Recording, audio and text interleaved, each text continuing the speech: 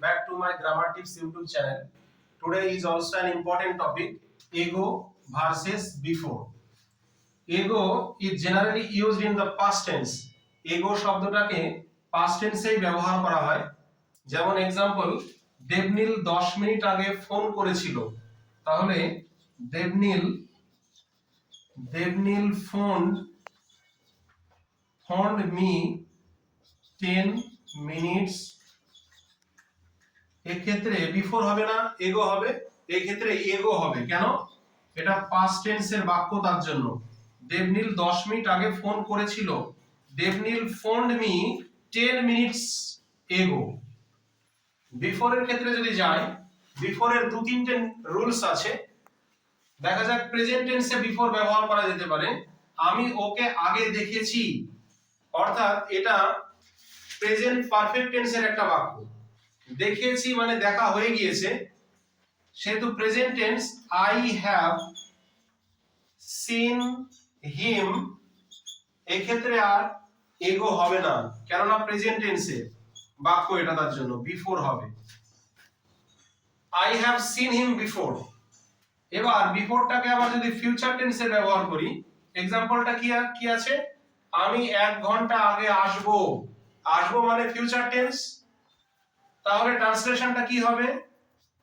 I will বা shall, উইলই দিলাম, I will come an hour before হবে, এগো হবে না। তাহলে ফিউচার টেন্সেও কিন্তু ব্যবহার করা হলো। I will come an hour before অথবা 1 আওয়ার বিফোর, হতে পারে দুটো। আর একটা নিয়মটা কি? Comparative sentence. কম্পারেটিভ সেন্টেন্সটা কি?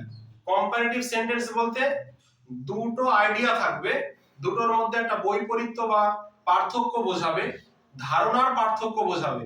এক্সাম্পলটা কি আছে? সবার জানা এই এক্সাম্পলটা, the patient had died before the doctor came. অর্থাৎ রোগীটি মারা গিয়েছিল এবং ডাক্তার এসেছিল। Two different ideas are place side by side, কিন্তু কি আছে? বিফোর ব্যবহার করা আছে।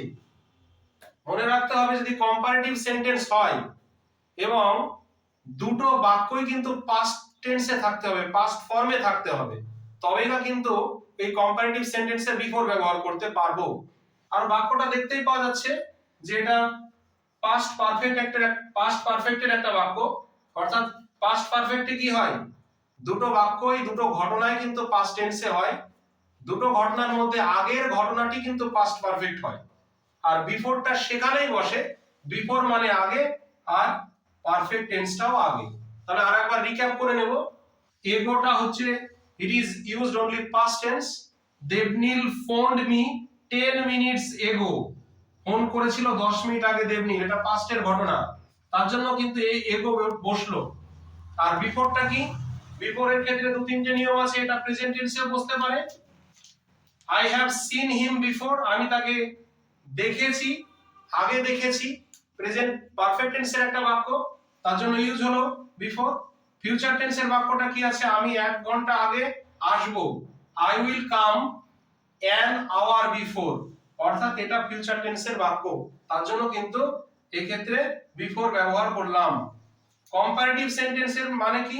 দুটো পৃথক আইডিয়াস থাকবে এবং দুটো বাক্যই কিন্তু পাস্ট টেন্সে হতে হবে, সেই কারণে কিন্তু আমরা বিফোর ব্যবহার করব। So all of you have understood my topic and also enjoyed. So do share, subscribe and comment. Thank you.